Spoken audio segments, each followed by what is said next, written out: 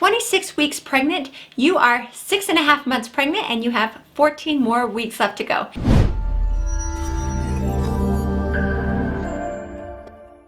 Your baby now is about 2 pounds. Can you believe that in the past week, your baby has gained 1/2 of a pound? Your baby is also 10 inches from the crown to the bum and is also about 14 inches tall.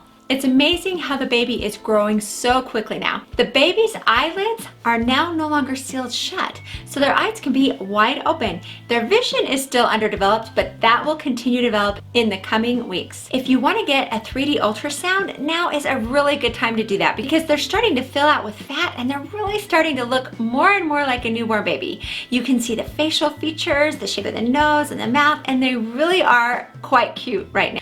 When you get to around 30 weeks, there's less room in the uterus and it gets more difficult to see. So 25 to 30 weeks is the best time, in my opinion, to get a 3D ultrasound if you like.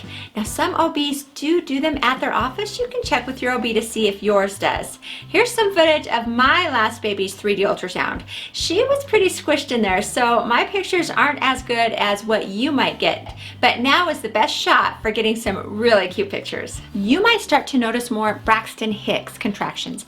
Now, I talked a lot about this in week 25, so if you missed that video, I'll put a card right here for you to check out. Then come on back to this video because there's so much to talk about this week.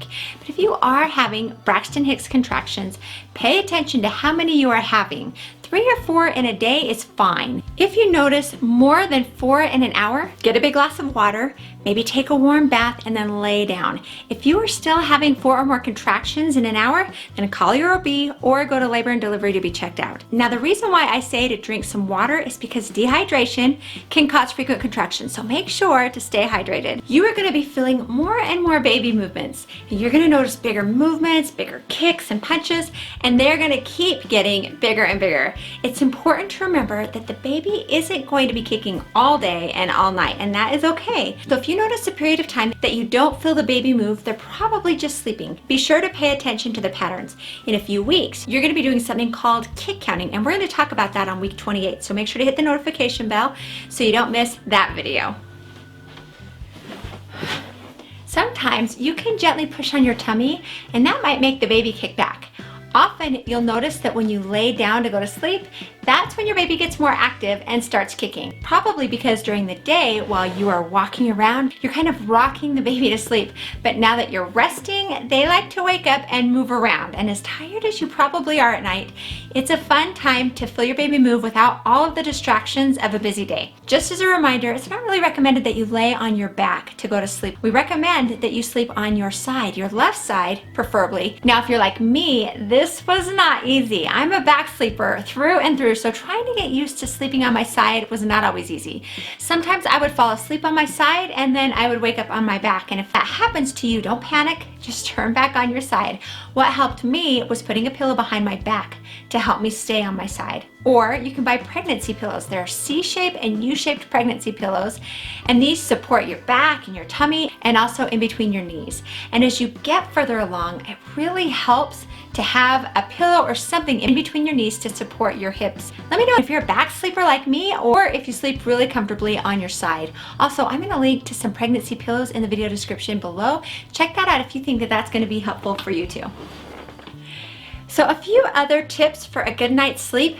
You might be struggling with heartburn. Now, this is very common during pregnancy, and we can blame heartburn on a few things. First, your body is releasing something called relaxin. Relaxin is an important hormone that helps your ligaments to relax a little to help the baby to be born.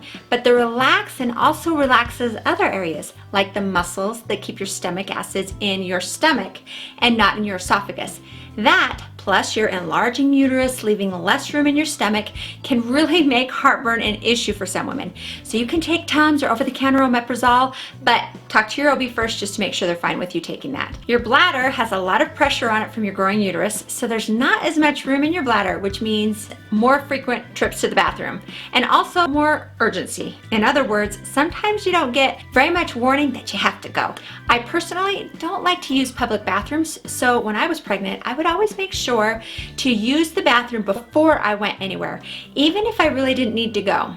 You're also going to notice some other changes. Your hormones might be really affecting your emotions right now. This means that you can cry a lot for no reason, and that is okay. There are 3 times in our lives when our hormones are going crazy in our body: when we go through puberty, when we go through menopause, and when we are pregnant. So give yourself a break and let yourself cry. My older kids would ask me what was wrong when I was pregnant and crying, and I would tell them the truth: nothing. And then I would just tell them that my eyes are just leaking, and it's fine. You also might notice feeling a little bit more irritable. This is for a lot of reasons. Your hormones especially, and your belly is getting big, your ankles are swollen, you have to pee like every 5 minutes, your back and your hips are aching, you have heartburn, your belly button, which was previously an innie, is now an outie. I mean, any of these reasons can give you a very reasonable excuse to be a little bit ornery from time to time. You might also be feeling like you need to start slowing down, and if you are, listen to your body. If you need to rest, rest. If you feel well and you have lots of energy to get things done, get things done. You might be noticing the urge to get more things done around the house to get ready for the baby. Things like organizing, cleaning, baby proofing. This is a natural mama instinct, so go with it. It's stuff that probably needs to be done anyways, and you're not gonna feel like doing it as much when you are more pregnant. It's time to start thinking about getting the nursery ready. Whether you have a whole adorable nursery planned out or your baby is gonna be sharing a room with your other kids, the American Academy of Pediatrics recommends that you keep the baby in your room for the first 6 months of life, preferably the first year of life. This decreases the incidence of SIDS, or sudden infant death syndrome. They don't recommend sleeping with the baby, so co-sleeping, having the baby in your bed. So you need to think about where the baby will sleep.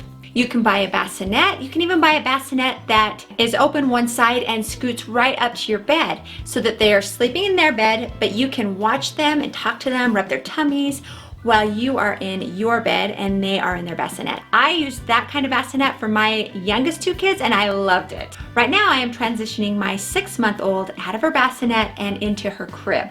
Now when it comes to crib mattresses, I honestly really love my crib mattress. It's really easy to clean if there's an accident, but the best part is it's completely breathable, so you can breathe through the mattress. Now, the American Academy of Pediatrics recommend putting the baby to sleep on their backs. But when they start to roll over, I like knowing that my baby can breathe through the mattress if they roll over onto their tummy. I will link to that in the video description down below. It's called a Newton Baby Mattress. I used it for my 2-year-old and now I am passing it on to my 6-month-old. In my previous 2nd trimester videos, I talked a lot about how to help with heartburn, leg cramps, constipation, and lots of other 2nd trimester problems. So if this is your first time to my channel, I highly recommend that you go to some of my earlier videos and go check them out. There's tons of good information for you there. Again, if you're new here, make sure to hit the subscribe button, and if you like this video, hey, give this video a thumbs up. It really helps me to know that you appreciate and you like this type of content. If you know somebody that's pregnant, share this video with them. It might be helpful for them too. Right here, I'm going to put a link to my entire pregnancy series. Click on that link and I will see you over there.